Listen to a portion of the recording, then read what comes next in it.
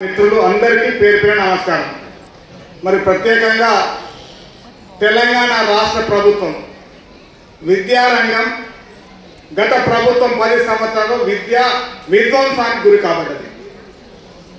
మరి కాంగ్రెస్ ప్రభుత్వం వచ్చిన తర్వాత రాష్ట్ర ప్రభుత్వము పాఠశాలల అభివృద్ధికి మరి ఈరోజు గత సమావేశంలో ముఖ్యమంత్రి గారిని మాట్లాడిన సందర్భంలో ఉపాధ్యాయ ఉద్యోగ సమావేశ సంఘాలతో మాట్లాడే సందర్భంలో ప్రత్యేకంగా మేము కోరిన ఈరోజు పాఠశాలల్లో స్కావెంజర్స్ లేరు, ప్రతి ఇంటికి విద్యుత్ చెల్లిస్తున్నారు కానీ పాఠశాలకు ఇవ్వట్లేదు.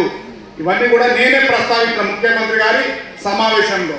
నా తర్వాతనే ముఖ్యమంత్రి గారు ప్రస్తావన చేస్తూ మీరు అడిగిన పాఠశాలలే కాదు కళాశాలలకు కూడా ఉచితంగా కరెంట్ ఇస్తామని చెప్పారు. గతంలో పరిస్థితి ఎలా ఉంటుందంటే హెడ్ మాస్టర్ల జేబులో నుంచి కరెంటు బిల్లు కట్టుకునే దాఖలాలు. మరి అదే కోణంలో స్కావెంజర్స్ పరిస్థితి చూసాం.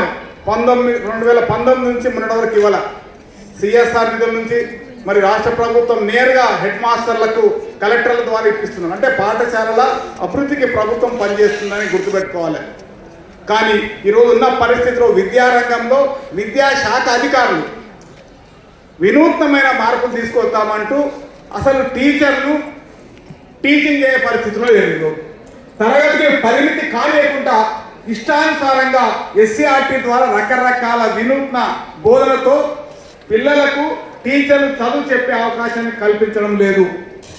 మరి ఎలా టాపర్స్ వస్తున్నారంటే ఆ హెడ్ మాస్టర్లు టీచర్లు నా పాఠశాల బాగుండాలా, నా పిల్లలు చదవాలనే లక్ష్యంతో పనిచేస్తున్నారు. కాబట్టి ఈ విద్యార్థులందరూ కూడా ఈరోజు మండల్లో టాపర్స్గా వచ్చున్నారు. లెక్కేసుకుని మీరు అందరినీ మొత్తం జాబితా చూస్తే టాపర్స్ వచ్చిన పిల్లలంతా కూడా బడుగు బలహీన వర్గాల పిల్లలే ఉంటున్నారు.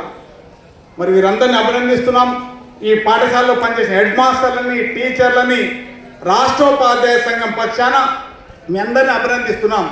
కానీ ఇప్పటికైనా ఈరోజు ఇంతకుముందు కృష్ణని చెప్పారు ఇంటిగ్రేటెడ్ స్కూల్స్ వస్తున్నాయి, చాలా సంతోషం.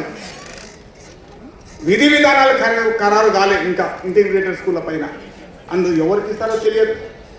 మరే కోణంలో ఈరోజు చూస్తున్నాం విద్యా కౌన్సిలర్ల పేరు మీద విద్యా కమిషన్ చైర్మన్ ఏ ఉపాధ్యాయ సంఘాలతో ప్రస్తావన జరగల.